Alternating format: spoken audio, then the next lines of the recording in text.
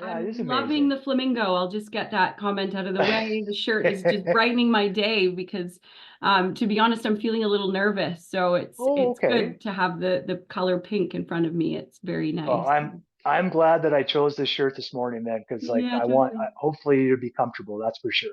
I am. I'm certainly comfortable. And, when I was reflecting this morning on this, it's really kind of that energy of doing things that we're afraid to do because that's how we get better Mm. at them. And I just think about Yes. building a muscle.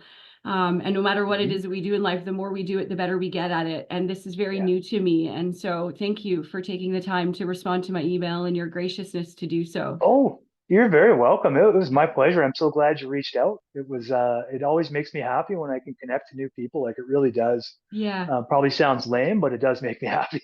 No, it It doesn't at really all. does. I mean, being in recovery and being in this industry, in this space, connection is the thread that keeps it Mhm. all together. And I've had the pleasure of listening to some of your previous guests, and the stories that they're sharing are full of power and Mhm. inspiration. And so, just honoring that with so much gratitude that we can have a voice like this behind Mhm. recovery because Yeah. it's just so impactful to hear that people are not alone on this journey. Yeah, it really is. It's helped me so much as well. Well, Kimberly, thank you for joining us, and I'll just let you take us away. Tell us about you. Tell us your story, because that's what people really want to hear. Nobody wants to hear my shit. Yeah. Oh, I'm sure they do, and I hope that they have already. Mm, thank you. Again, reflecting this morning on my story, there's so many layers and so many, pieces and parts to it. So, and again, this isn't something I've ever done. I've done it in snippets, but never Mm, kind of as a whole. So, I mean, my story, like many of us in recovery, I came into this world not in a peaceful place. mm, Um, Starting, with my family. And to give this story some context, in my recovery journey, I've done an immense amount of healing and mm, releasing and letting go of these circumstances I was born into the trauma that I experienced. So as I mm. share this story, there's a lot of compassion and forgiveness, Yeah. towards my family, and there's no hardship. And I Mm, truly understand that, parents do the best that they can with the tools that yeah. they have. And Yeah. so I was born into this world. I have an older sister. 3 years after she was born, I came into the world. Um, I was born in Northern Ontario. I grew up in on the North Shore of Lake Superior, Oh, about wow. 2 hours Okay. east of Thunder Bay in a little tiny Mm, town. Um, and to be honest, due to the complex trauma and the environment I was surrounded on, my memories of childhood are very vague mm. because of what happens to the nervous system, right? I'm sure Yeah. you're aware. We tend to black those kind of things out. Yeah. And so a lot of the memories I do have are sadly not full of joy and happiness. Some memories with my family, do involve a lot of alcoholism, a lot of Mm, addiction. Um, my father went to rehab when I was 8 years old. So that was mm, kind of a pivotal point in my childhood where I realized, really things weren't right. There was a lot of rage and a lot of anger. My mother was a very sensitive woman, so a lot of tears, and again, a lot of alcohol. As a child witnessing that, the happiest times I ever saw was when they were very intoxicated and in that party energy. And so, as a child growing up in that, that's kind of what I adopted as what mhm, looks like fun, right? So, coming into high school, around the age of 15, I had already started on the path. It was yeah. kind of inevitable. I was the wild child. I was the outspoken one. I was the one who didn't take authority. Nobody could tell me what to do. Because to be Mm, honest, witnessing that kind of environment at that age, and I was born with a really kind of high level of awareness already. So I kind of felt that connection to spirit was there at a young age. mhm, So having that already within me as a child and stepping out and watching the environment that I was growing up in, I thought, I don't need these people. Like I can do this on my own. So just after grade 9, I had a ripper of a house party. Everybody was there from my little town. My house mm, got absolutely destroyed. Um, a lot of damage, a lot of carnage. My parents were away. My parents weren't around a lot. They loved to be out camping and they loved to be outdoors, kind of, I think, disconnected from the chaos that was in the house, right? Mm. So they weren't around a lot. So the night of the house party, police were called, parents came. This was the life-changing moment. My parents said, "You got to go." Mm. And so I said, I took that as an out. You know, the house Yeah. was fueled with rage and anger and abuse and more verbal abuse. I don't want to plant the seed that I remember ever being physically abused. Mhm. However, the verbal abuse and the anger and the rage, just all of that really wasn't serving me, and I knew that. And so I took the out and I moved from Northern Ontario to Southern Ontario, and I moved just outside, just north of Toronto. My grandmother took me in. And so that's kind of when I really started really tapping into the outdoor world of being social, of partying, and really really getting into it. 15 years old, 16 years old, I had already experienced all of my firsts, drugs, rock and roll, sex, all of those things.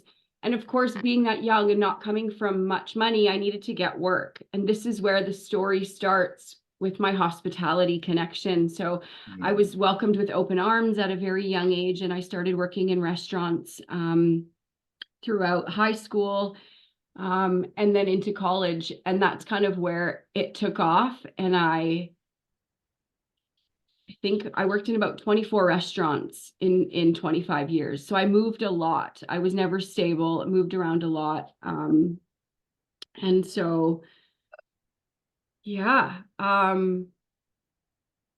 moved in with friends. I went to school in Barrie, Ontario, and immersed in the hospitality industry. What that did is it really allowed me to mask all the pain I was feeling. Mm. You know, it was a party scene. It was center of the social scene. Very transient, very chaotic. You know, we thrived in the chaos. It was a great place to sweep all of it under the rug and not even address it, you know. So after finishing school, I started traveling and I started bouncing around restaurants. And that's pretty much how I spent about 20 years. I lived all over Canada. I worked in Whistler, I worked in Lake Louise. I've worked in Windsor, Ontario. I worked in Barrie, Ontario. Um, and then I realized that I wanted to go and explore overseas. And so it's interesting because when I hear other people's recovery stories, and sometimes you want to undermine your own, because I never lived on the street. I was never without. I was kind of a function addict, Mm. so I could maintain the lifestyle I was living and not become destitute or. Mm. So, in my 20s and early 30s, it seemed great. I seemed like I had everything. I was traveling, I was working in restaurants, I was making my way up in the restaurant industry. I became a sommelier, so great. I was now getting paid to drink. Mhm. And again, continuing to sweep all my emotions. I completely ignored what I had gone through in childhood. Yeah. And I ended up leaving Canada in 2009, and I went over to Australia and I did the working holiday visa. Again, lots of fun, beach life, Mhm. partying. Um, but really, within all of that, what looked like wild fun times, I was really broken. And I can Mm. reflect on this. I was the person I picked up journaling when I was really young. And that connection that I had, that high level of awareness, I was able to filter into my journals. And so even though on the outside it seemed like, wow, this girl has a lot of fun and a lot of friends, and I was Mhm. sexually active, and it seemed like, what else could you ask for? Yeah. But yet, if you opened up my journal and read those entries, you realized, Mm. holy shit, there's a broken little girl in here who, sometimes I'd go home and cry at night. I'd go out after work with the staff to the pub, have a great time, maybe go home with someone. Next day, the weight and the energy of the shame and the guilt that started piling up on me was tenfold as the years continued. It just kept piling up because I wasn't facing it. Um, So I left Australia, I went to New Zealand, and this is where the drinking really started to take hold. I became a sommelier, so I was now drinking, and getting paid essentially. I was in Which is relationships. like the perfect job for alcoholics. It Perfect essentially job for us. Yeah. it really is, and Yeah. being in hospitality, I saw that with, whether you're a liquor rep or a bartender, it fed the beast, so to speak. And Yeah. not only just feeding the addict, but feeding that little girl all the love and the attention and the everything I didn't get when I was a child, the hospitality industry gave me Hmm. instant gratification, right? Admired Yeah. and praised. I just wrote a poem today and I put it on social media about, yeah, but being admired and praised and all of that, but yet slowly dying of exhaustion on the inside. People don't realize the toll that that takes. Mhm. Um, so yeah, New Zealand was really when I reflect back when the drinking started. I was hiding it more. I was doing it during shift now, hiding it from friends and from my boyfriend at the time, hiding the empty bottles under the deck. He would go to work. If I was off that night, I would I would drink myself to sleep alone, you know. But again, during the day, acting like everything was okay. And this is where I think there's it's really hard to be in that place of so much suffering but having to pretend. Mhm. And my heart goes to anyone that's out there that's listening, that's in that space of living like a dual life. um Yeah. it really It's a it's hard life. a Yeah. hard life to try and pretend that you're someone that you're not. um, and so that relationship obviously fell apart pretty quickly. We had actually come back to Canada together, and it didn't take long. We moved to Whistler, and if you know anything about the Whistler lifestyle, you either really thrive or it can eat you up and spit you out. And Yeah. in my case, it ate me up and spit me out. And that was my second attempt at making Whistler work. I really love to Mhm. ski, but however, the lifestyle there didn't do me well, and so. I left Whistler and I went to Vancouver in, I think, about 2015. And so now I'm in my early 30s, still working in the industry and still playing the dual role. Although now it's starting to show a little bit more. I can't really keep it together like I could in the past. And so Yeah. I moved to Vancouver, and of course there was always work for me. The the thing about hospitality is no matter where you go, even there's always a restaurant, and I Hmm. was really good at it. I Yeah. was really good at it drunk. I was really good at it high. I was really good at it half asleep. It was second Mhm. nature to me to do this job. And so on that level, really grateful that I was always able to maintain a roof over my head and food on my plate during this journey, because I always could maintain that employment piece, which is Mhm. really hard for a lot of people. Now, as I continue the story, there's a few, blips in the story that it didn't work out that way right till the end. Yeah. Employment was hard to keep. So I moved to It gets harder Vancouver. and harder too, right? As time goes on, it just gets harder to keep those jobs. Yeah. It does indeed. It does, because it starts to show, no matter how long you think you can kind of hide that dual, that split personality, it no matter what, it catches Mhm. up to you or it takes your life. Yeah. It's two options. The third option is stop and get help.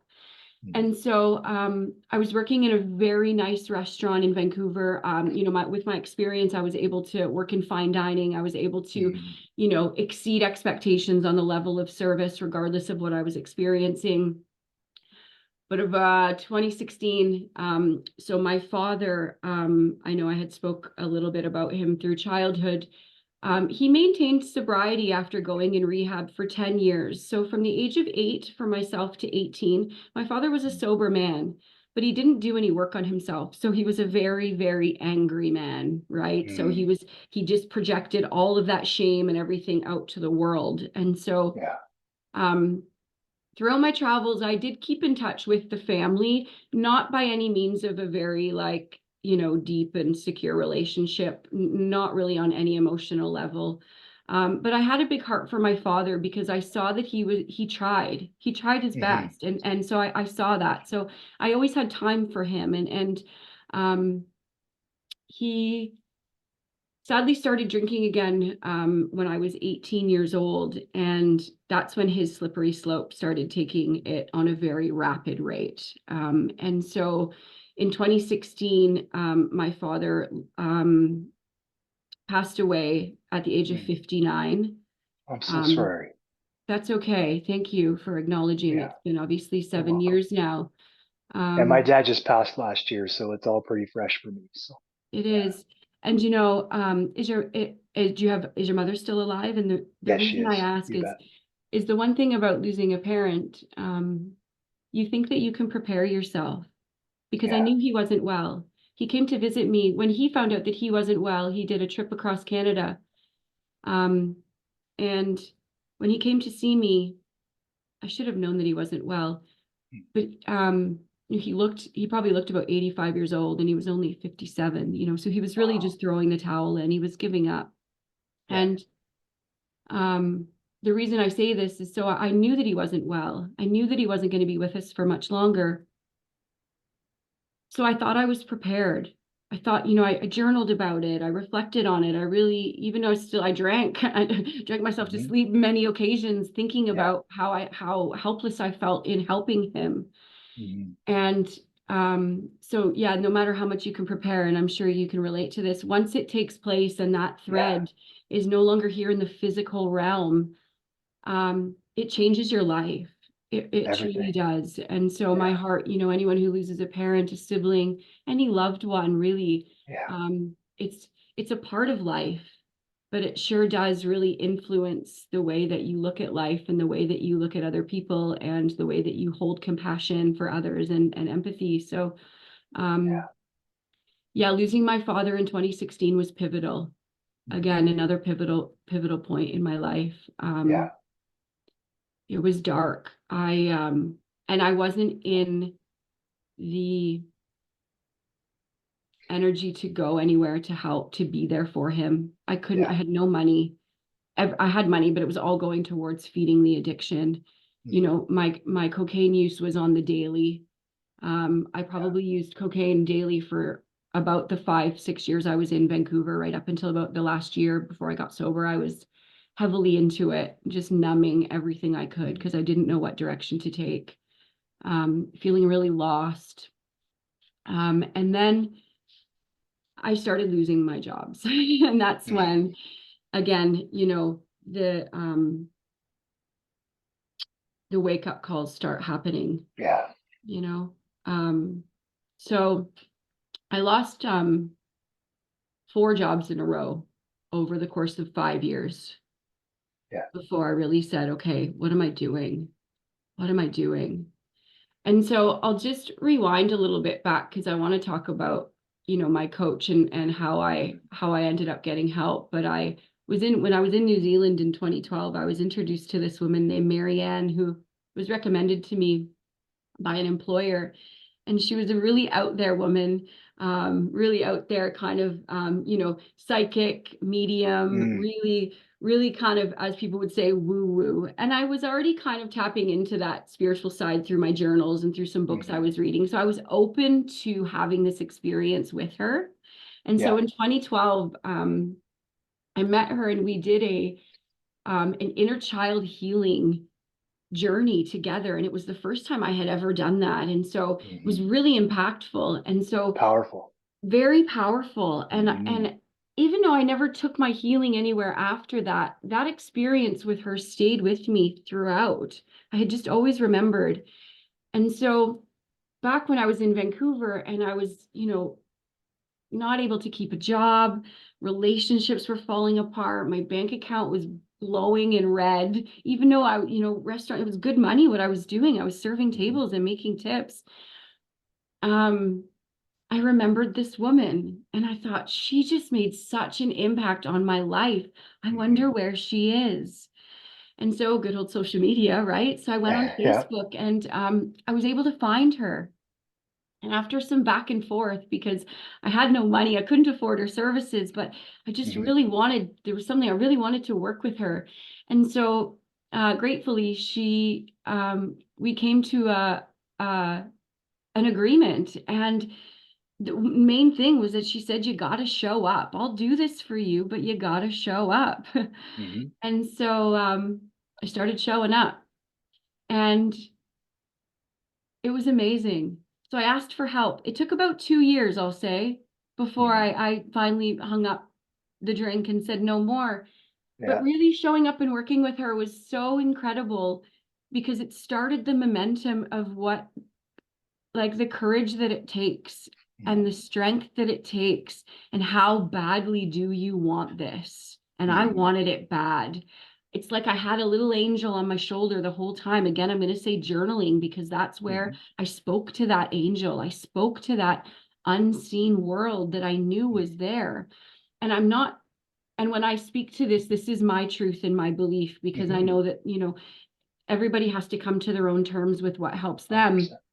And this angel was what helped me. Hmm. And all of a sudden, Marianne became my physical angel in this Hmm. realm. I felt like she was there in 2012 to come back all the way back around to these moments in 2016, years later. It was Hmm. an incredible experience. And so we didn't just do kind of, the um, talk therapy, or we didn't just do that. She was really into moving energy, again, with her psychic abilities and her connection to source. We started working on moving energy, and so I really adopted a practice called EFT tapping. And Okay. I don't know if you're familiar with this. Not at So all. no, so EFT tapping, essentially, if you're looking at the energy body within us, we have energy meridians that run through our body. And so, Hmm. like acupuncture, which I'm sure you've heard of, so Yep. acupuncture, it actually triggers on these energy points that may have stuck, kind of trapped energy, and it Hmm. releases it. And Okay. so this is a link to Chinese medicine, and I know that it was really adopted, this practice, I think in the 80s. Um, so these energy pathways are all over our body that may contain trapped energy from things like childhood trauma that hasn't Hmm. been felt, hasn't been acknowledged. We've been taught and didn't know any better, but we suppressed all of that.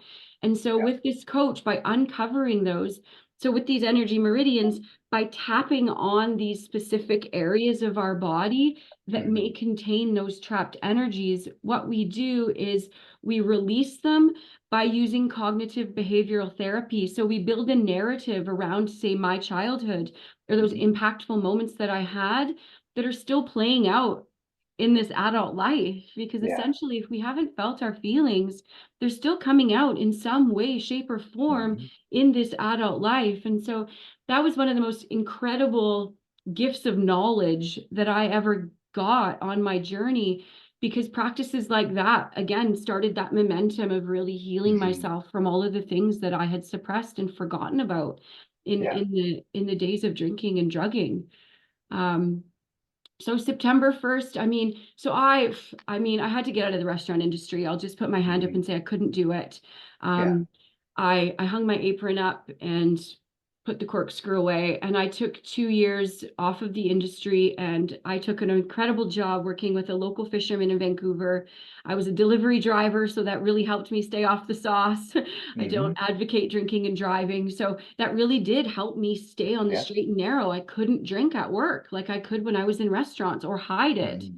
Too many, obviously, with this new job, too many things were, you know, um, too many liabilities that I knew. And Yeah. so with that job, I was able to slow my drinking, slow my drugging, Hmm. which allowed me to look at it more and ask myself, why do I need this? How does this Yeah. fit into my life?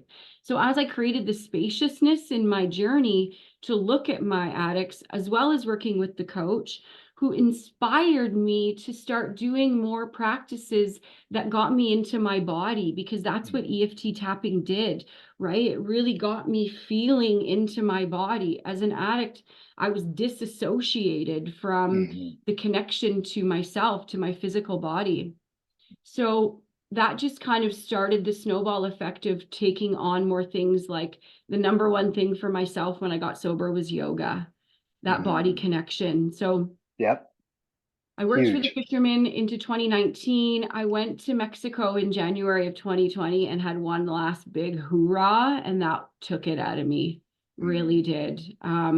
I came back and I was defeated. I couldn't even drink without bawling my eyes out. I couldn't, Yeah. I think I even sabotaged my relationship with my drug dealer. Like I couldn't even get, like it was just Mhm. everything was crumbling. So, and then COVID hit. So, Yeah. that was like, whoa, everything went still and quiet, Mhm. right? Everything was like, what is this? What are we Yeah. here for?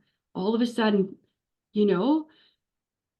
So, September 1st, 2020. So what happened, the story goes the night before, August 31st, 2020, I had a staff party with my fisherman crew, Mhm. and I knew we were going to be out on a boat. I knew there was going to be drinking. And so I made myself a deal. I said, this is the last time. I'm going to Mhm. go 4 months, I said, because I'd never gone maybe more than 2 weeks without a drink. Yeah. But I said, September 1st to January 1st. 4 months, Kimberly, you can do this. End the year, you can do this. Mhm. I just kind of like, yes. So I Yeah. went out on the boat that night, had a really nice time, got pretty intoxicated, and I went home and again I cried myself to sleep. There was no fun in it anymore. There was no Mhm. joy. It was just fucking depressing. Well, yeah, you're just getting it in your system, right, at that point. Yeah. Absolutely. Yeah, just to numb. It's not Yeah. a party. The party was over years ago. No shit. Yeah. So September 1st, 2020, I started a 30-day yoga challenge. And that's where it started for me. Right Um, on. yeah. So I got sober. I'm still clean and sober to this day. I don't necessarily like saying clean and sober. I just haven't come up with another word for it yet because I Mhm. don't want to insinuate that people that are using are dirty. I don't like the Yeah. language that comes around that. So we'll just say I'm still sober. I'm still in my own power. I took my power Mhm. back and I stuck with it. And throughout that journey, because I took the time to connect to the unseen world, to, as they say in fellowship, to your higher self, Mhm. to that divine, you can call it whichever, God, source, that power that is within Mhm. all of us, that innate ability to connect. Because I had that awareness of it and that connection, I started getting like really amazing like synchronicities and Mhm. breadcrumbs, right? And you're like, wait a second, I think I'm on the right path here. Like Mhm. those moments where you don't want to give up. I remember day 75, and if you look in my journal, it's like, oh yeah, I was like, right, I was on the edge of having a drink because it was so Mm. hard. All of these Yeah. things were coming up that I hadn't looked at. Mm. And the big piece was the anger and the rage. Believe it or not, that was in my nervous system from my father. Mm. We're sponges as Yep. children. So as that little girl, afraid, I was just soaking in that without even realizing it, in an innocent way. And so, yeah, day 75 was it was a big one. The anger and the rage and I was looking at myself in the mirror with just absolute self-hatred. Mhm. Um, so to progress from that, you have to have tools in your belt. Yeah, you do. You really do. And so I adopted self-care as much as I adopted using drugs and alcohol. I Mhm. literally just went, I got to do this because I Yeah. kept seeing these breadcrumbs. And so when I decided to get sober in 2020, I was living in the downtown east side. I had a one-bedroom apartment. My back alley was Cordova and Abbott. So I don't know if Mhm. you're familiar with that area. Somewhat. Yeah. Somewhat, I'm sure it's a pretty well-known area. So on an energetic level, of course, I was living in that neighborhood when I was actively using. Mhm. Um, but after 2 months of being sober, I knew I had Yeah. to go. I couldn't, I was walking Mhm. out my door in the morning and bless their beautiful souls. I was seeing people using, and I love that neighborhood and I have a lot of compassion. I made a lot of fun friends and, people Mhm. in Tent City I would go and buy food for, and that's great. But for my own healing journey, I had to separate it. Yeah. And so by God's grace, I was gifted a beautiful apartment in North Vancouver, kind of tucked right in the forest, right beside a beautiful river. So again, the universe was handing me these beautiful signs of connection, and you are Mhm. safe and supported. And I trusted that. And I think that's really important, is to trust that process of divine guidance. And I really did. I just kind of sunk into it. And so I lived in that place for about 10 months and really started to tap into just self-reflection, self-inquiry, the shadow side of me, which is pretty scary to do. Mm. Not a lot of people, you know, I think more now, more people are open to doing this kind of work, but I Yeah. knew it had to be done or I would be back using. And because at that Mm. time I had already had about 3 months under my belt, you get that, I got that momentum. Mhm. And so it's, just one little story that shows from spirit. I moved into this place. The landlord was such a wonderful, beautiful woman from Bulgaria. She had a little gift pack for me, a little gift Aw. saying, "Welcome to your new home." And Mhm. without knowing much of my story, she she'd put a bottle of wine in the little gift bag, right? Mm. Um, and so I looked and I grabbed the wine, and the label on the wine said "Twist of Fate." Ooh. So I still have that bottle of wine to this day on my shelf, obviously not Mhm. opened. But Yeah. that was the first sign, okay, like, Mhm. like I'm not gonna, that bottle of wine kept me sober on day 75. It kept me going. Mm. Because I knew that I was being supported some way or form. Yeah. Um, I never adopted any fellowship. I never went to any meetings. I really went on the solo kind of mission Mhm. until, so after North Vancouver, COVID was in full force. It was 2021. We were dealing with all of it. Mhm. All of the mandates, all of the division, Mhm. all of it. It was a lot for me with what I was All of the experiencing. insanity that was going on. The Yeah. insanity, to sum it up, Yeah. the insanity. And as someone who was just got sober, I was really having a hard time facing it. And because it was just in my face at work, it was a constant, and I didn't want to focus on that. I wanted to focus on improving our lives, talking about how we can heal, how we can be better human beings, not dividing us on who thinks this is right and this is wrong.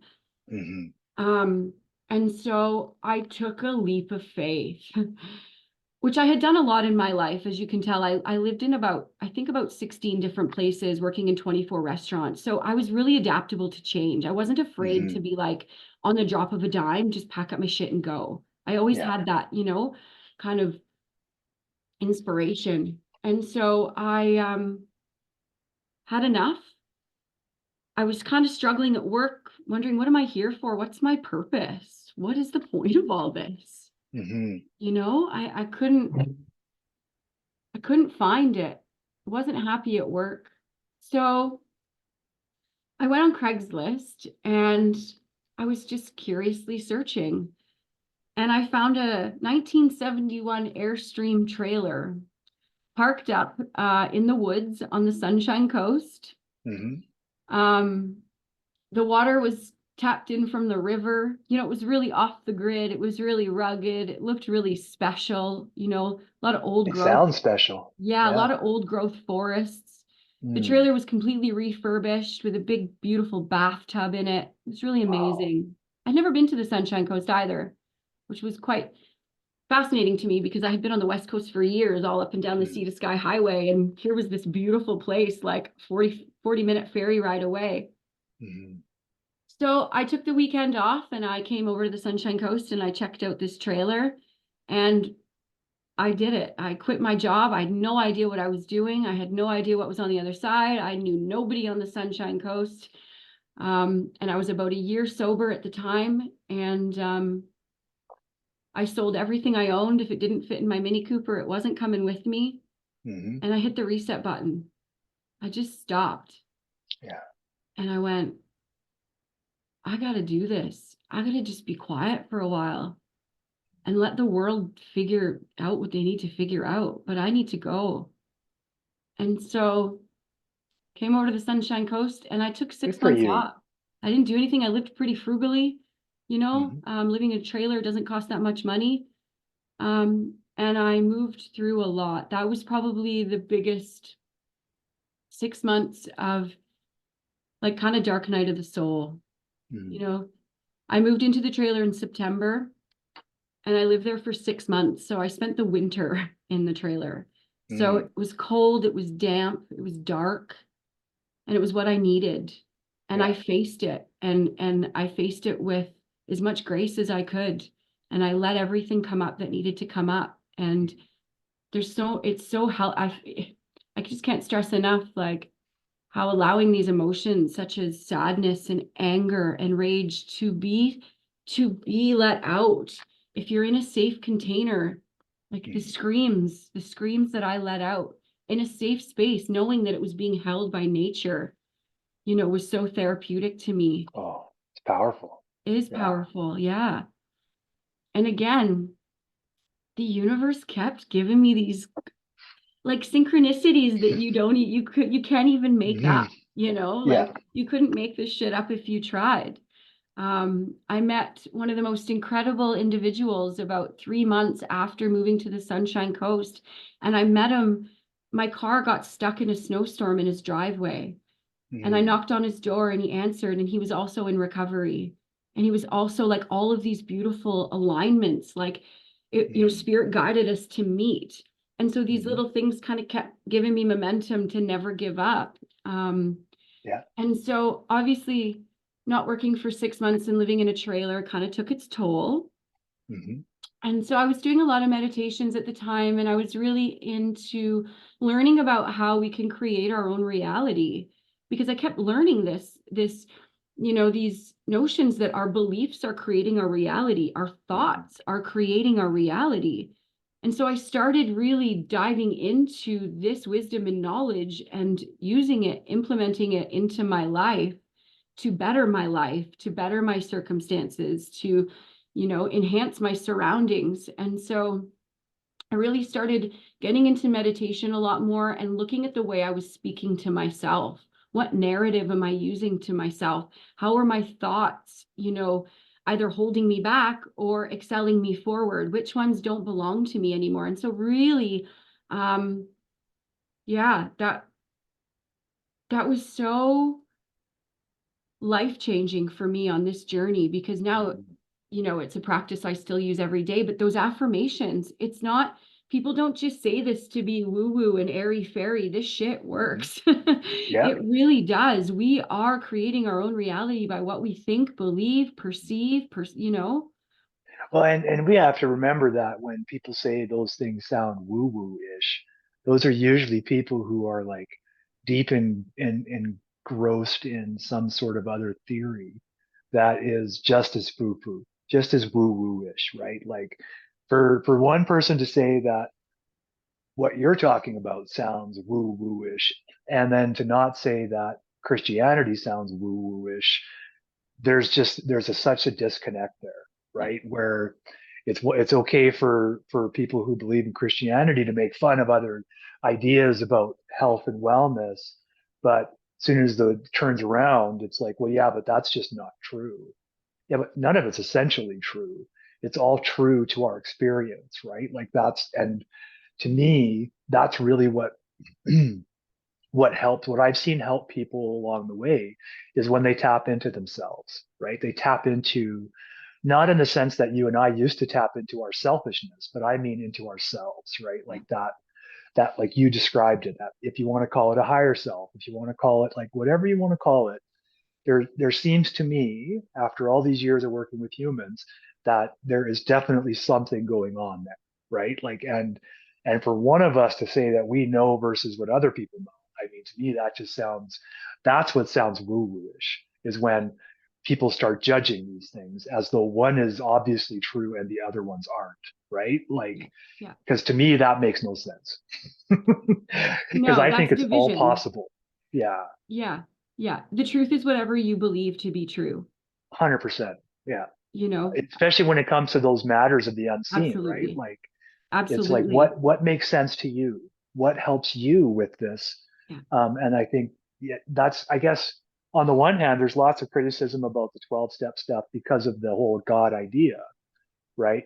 But if people could get away from the fact that it's not necessarily a Godhead kind of idea, what it really is talking about is that energy that we all have and that we share Yeah. and that we can almost like when you meet someone who you connect with, you can almost see the connection.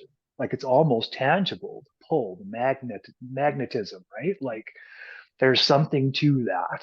And I know there's like right now there's going to be people out there that I know that are like psychologists and psychiatrists, and they're going to be like, Scientists, yeah. yeah, but it's a chemical reaction caused by blah blah. And you know what? They might be right too, right? There might be like a combination of those things going on. So Yeah. essentially what you're saying is there's a little bit of truth to everything. That's what I think. I've Yeah. seen a lot of things like, right? Like that Yeah. you can kind of go, okay, it's true for those people 100%, right? Like the Yeah. people that experience um, the kind of love and joy from the fellowship and all that kind of stuff. That's great. Like that doesn't mean you're doing anything wrong or right necessarily, right? Totally. It's just what you need. Yeah. And I think the fellowship is great. And to be honest, I know I mentioned like I didn't embrace that at the beginning of my journey because Hmm. I don't know, I really wanted to go inward. However, I have sat in the rooms and I have had the most incredible conversations with people in recovery. I have built some relationships that to this day that are now actually catapulting me forward as a recovery coach that I met in the rooms. So there's Hmm. so much space for all of it. It's just 100%. really like throw all the past at the wall and keeps what sticks kind of thing, Yeah. right? That's right. And Yeah, I think it's okay now that like for folks that grew up in the rooms like I did. Well, I grew up in the rooms because there was nothing else. yeah, Like it wasn't like there was all these choices back when 20 years ago, right? There just wasn't. yeah, But when I sobered up in Calgary, you had ADAC and you had AA. yeah, You didn't, there was no smart recovery back then, at least yeah. not here. And their recovery coaches are the last few years, people are really getting into this, which I appreciate because we need more help, not less, right? Like we need Yeah. more people willing to work with humans than fewer, right? We need more of that. So to me, Absolutely. yeah, the upkick and also the swing towards coaching, people might like not quite understand how that's happened, but it's part and parcel to the rooms. Like the rooms have created the space for coaches to be needed, right? Because what coaching can take you is further than just the rooms, right? Because the rooms are, and again, I'm not criticizing them. I sobered up in them. I still go if I need to, Absolutely. And the right? sponsor Yep, and sponsoree relationship is vital to a lot of people's recovery because that 100%. connection piece is so important. Yep. Mentorship, though, as you know, mentorship is important in any walk of life, Yeah. right? Whenever you're learning something new, Yeah. it's really valuable to have someone who's already learned it. And Oh, like, right? And so 100%. and that's exactly what coaching brings. From what I can see, one of the things it brings, obviously there's lots to it, but one of the things it brings is it fills a gap that is left when people don't want to go, and for whatever reason. And you know what? Like even if a person never believes in God or never believes in the higher self, they can still get well, right? And they can get well because there's other avenues for that to happen, right? Yeah. There are now recovery coaches who some may absolutely tie into the spiritual thing and the unseen, or there might be people who don't, right? Like, and that's okay too. Absolutely. And Yeah, I think the key in that is regardless of if what you believe in terms of the unseen, as long as you believe you can get well. If you that's don't have it. that belief, Yeah. you can't. It's that Yeah. willingness piece. And that I Mm. learned at a young age with my father. If you're not willing, Mm. then you have to let go. Yeah. That's the point. Mhm. That's our jumping off point, right? Is when we hit that ultimate willingness, Yeah, right? Like when you're willing to move to a camper in the middle of the woods for the winter, right? And stay through the winter, like willing to do that, that's what it takes, yeah, right? That's the willingness we're talking about. And you didn't go to a 12-step treatment center. You went and you did what you knew was going to help you, yeah, right? absolutely. Yeah. And that's really Absolutely. what it's all about is allowing ourselves to be afraid of what's going to come because we don't know. When I sobered up, I had no idea what this shit was going to be That's the like. thing. This is a really good quote, and forgive me, I'm not sure. I know Kyle Cease had something to do with it, but someone that he was with had said it. And it's about your mind can only see what it has to lose because it can't see what it has to gain. So when you give something up, you're looking at all you can see is what you're actually giving up. You can't see the spaciousness that it's going to create to Mm-hmm. invite something new in that is tenfold better than what that Yeah. one thing was that you're giving up. Mm-hmm. And that's not even just drinking or drugs or Oh, this can go no. creating space in your life is Mm-hmm. is is amazing. I mean, it's been the biggest help for me to invite in the best life possible. You know, I'm only 3.5 years sober. After I left the Congrats. trailer, thank Hmm. you. You know, after I left the trailer, you know, I actually had to get a bit of work. I learned how to landscape. I started my own cleaning company. I found a really beautiful 400 square foot loft cabin tucked in the woods right on the ocean.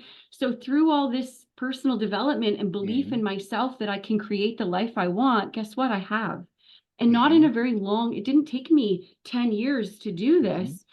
I just kept showing up and I kept showing up because I Hmm. created the space. Instead of watching Netflix, I'd Yeah. probably maybe journal or do some yoga or just sit in Hmm. silence, watch my thoughts, cook Yeah. a really nice meal, all these things instead of the distraction.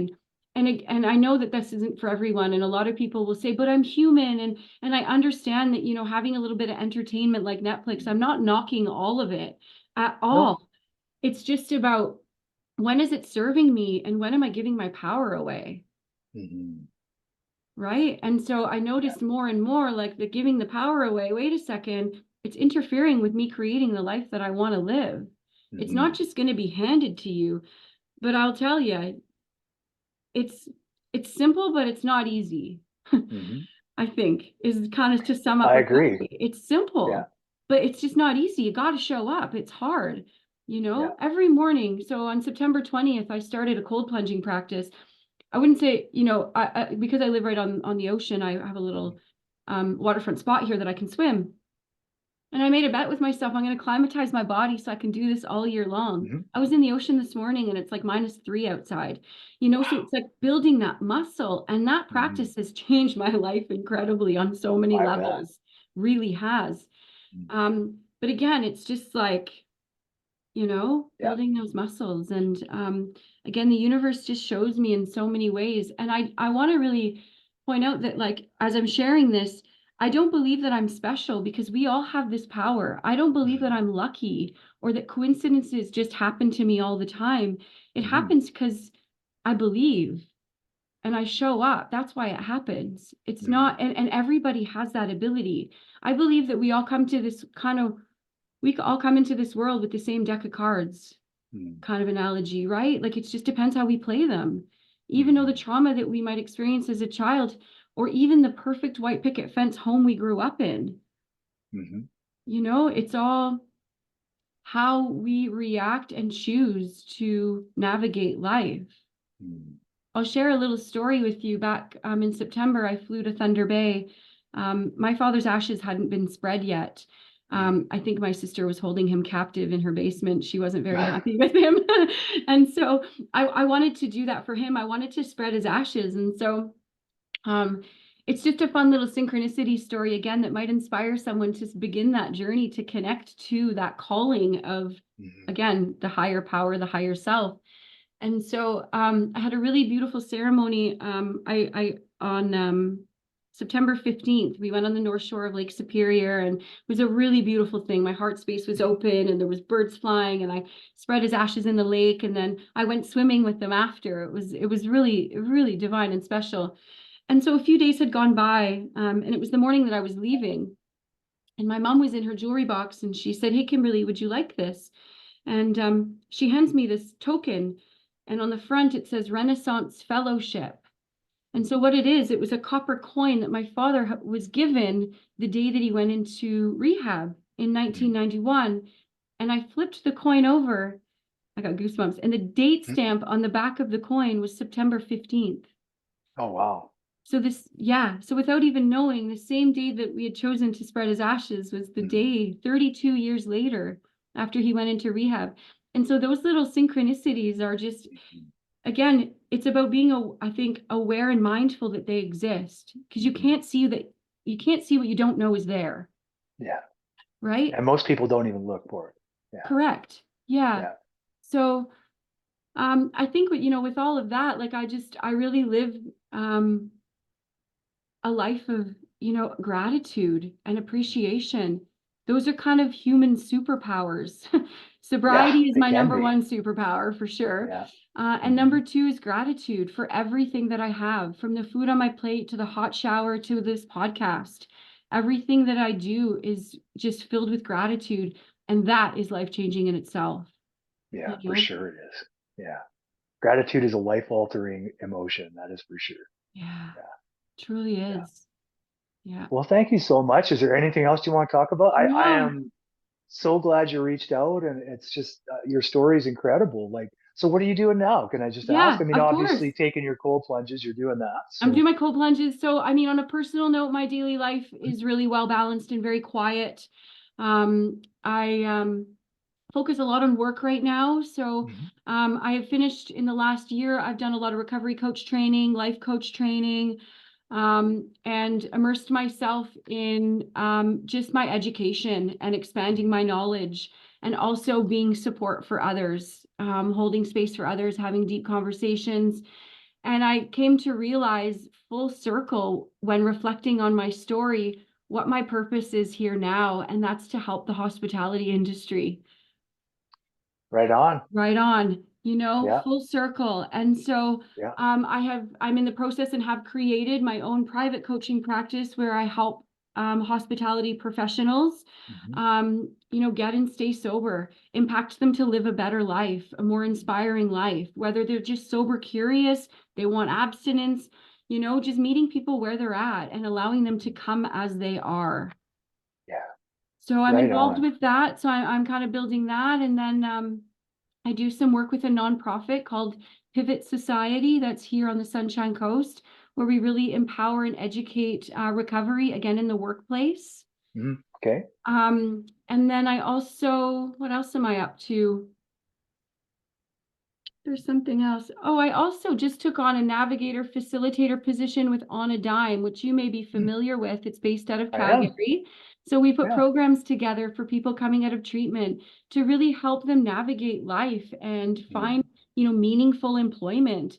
It's yeah. that purposeful piece. We don't really anchor in a purpose. And that doesn't mean you have to be some like extraordinary, like, trapezist or whatever the case Yeah. is, I right? gotcha. Even just, yeah, Yeah. even just, cultivating a daily practice shows Mhm. meaning and purpose in life. And so it's really, 100%. so we help these wonderful participants kind of, yeah, Cool. carve out that journey. So I'm Well, that's immersed fantastic. in being of service, and having Mm, conversations like this, really I love it. I love hearing people's story. I'm getting more yeah. comfortable sharing my story and just letting people know that they're not alone. And that's, why I just give you so much, praise and admiration for doing what you do. Thank you so much. Yeah, and that's honestly what you're talking about is why we do it, right? We just want to be able to share as many people's stories as possible because I know from being around the rooms for 20 years that people's stories have always helped. Like and I've heard obviously they help others, right? So it's kind of like a no-brainer for me when we decided to do this. It was like, how can we get the stories of the people in the rooms out of the rooms so that regular people who might not know they have a problem, maybe they're aware of it, but they might not know what to do. They just hear someone like you telling your story Yeah, and they it's that. start putting pieces together, right? Like as we're talking, I'm thinking like there's just so much that people could garner from your story. Like if they're paying attention, right? If we're paying attention, we can really learn a lot from other people, right? Because And these kind of stories will come on your path when they're needed, right? Things come to you 100%. when you need them the most, and things Yeah. come up when they're ready to be healed. And so trusting that, Yeah. and and also I think one thing just to kind of summarize the hospitality piece is that it's so drowning in stigma, and it's so challenging for people to talk about what they're experiencing, whether it's ill mental health, whether it's substance abuse, alcoholism. It's a tough industry to talk about Yeah. it, really is. And I can relate to the bullying and to the not being heard or seen. Mhm. And so my mission is to let that industry know that, like, I hear you, and there are people Mhm. out there that hear you, and there are a lot of organizations doing incredible things, Yeah. so tap into me as a resource because that's what I'm here for. Right on. And so, will you be able to email me all your socials, like all the Absolutely. names for your socials? If you can email that to me, because we'll attach that at the Yeah, when we post this. absolutely. I believe this episode will come out this week. Um, and so, yeah, I'm looking Great. forward to people hearing your story because, well, now I want to come to the Sunshine Coast because I've never been there either. Like I've been in Canada for a few years now and I've never been there. So, Oh, right. Amazing. Yeah, please. The invite's always open. Oh, It'd be right on. amazing. Thank you. Yeah, Because it yeah. sounds amazing where you are. Like as I'm listening to you, like talk about the location, I'm getting a little jealous. It is, yeah, I'm a it's a little very jealous. sacred land and very special. And I'm honored, to be on these lands, of the Sechelt Yeah, Nation and the Squamish people and just acknowledging, that I get to play and live on this beautiful land. So yeah, yeah, right on. Well, thank amazing. you, and thank you for mentioning that at the end there, because we do a land acknowledgement for here for Blackfoot territory, of course, because that's Yeah, the beautiful land that we are on, and yeah, the wonderful stewards of this land have taken good care of it, right, as best they absolutely. can, considering we stole it from them. So Yeah, and I think we need to start adopting their traditions and their way of life again. And it's that I connection piece agree. back into nature and the way that we treat each other and the way we treat all living beings, plants, Yeah. animals, right? Two-legged, four-legged, the swimming ones, the flying ones. Mhm. So, I love that. And I'm going to ask Darcy and Michelle just to cut it off right there because Michelle, Darcy's wife, who did yeah, the setup originally, yeah, um, she does land acknowledgements all around Alberta. There, she's Indigenous. She's Dene from the north, yeah, and Darcy's Métis. So we're fortunate that I get educated regularly on where we are and how important it is to be to that connection that you mentioned. That when that connection to land comes back, we have connection to each other too there, right? absolutely. Because we're all part of the land, right? Like Yeah, we're part of it. So anyway, yeah. I could gush Amazing. about that all day. Yeah, I know. I think we could probably have lots of cups of tea and a lot of conversations, you and I. I really like your I energy and agree. your vibe and what you're doing. And I look forward to staying in touch Thank and you. however we can work together in the future, Mhm. please always here. Well, and now that you've opened the invitation, like to for the Sunshine Coast, you might get Yeah. an email saying, "Hey, like I'm gonna fly out there now, Yeah. so tell me where I can stay, the best places to go, that kind of stuff." Oh yeah, So totally. I'm well connected. So yeah, whatever you do, I would choose to come. Yeah, spring and summer are the best, as you know, but yeah, it's a beautiful place to explore and to play. So yeah, yeah, yeah. right on. Thank you so much, Kimberly. You're So welcome, David. we'll send you the link once we're all get it all Yeah, that's edited and great. organized. But we're not going to pull anything out of it. I like the way it went. If you're okay with it, we'll just I'm go okay ahead and with let it it play. too. Yeah, I just Cool. really trusted and went with the flow. It's challenging to like, because the story, there's so many moving parts. It's like, I Mm, didn't want to, you get kind of worried, like, oh, what if I should have said this or I should have said that? And I'm really learning to just close up and walk away now and be like, that's what happened and yep, that's what was meant to happen. So again, 100%. that's practice. That's Yeah, like it is. self-mastery, but again, it's about, so I'm just going to keep showing up to doing podcasts and having conversations because the Right more on. I can continue to articulate it, the better. So thanks again. Yeah. Thank you very much. I Yeah. hope you have a wonderful weekend Yeah, and thank I you. hope you You get to too. do the cold plunge and it's just as invigorating as ever. Yeah, now that you have me, you'll have my social media. You can always follow me on social media. I sometimes post the videos Oh, and people think I'm I absolutely absolutely will be crazy. following you on Yeah, social media. So cool. That's great. if you start seeing David Lurie is following you, that's me. Yeah, And then awesome. Freedom's Path, of course. Awesome. That's Okay. great. Okay. Thank you so much, You're eh? welcome. Yeah. Take care. All the best, David. Thank All you. the best to Bye. you.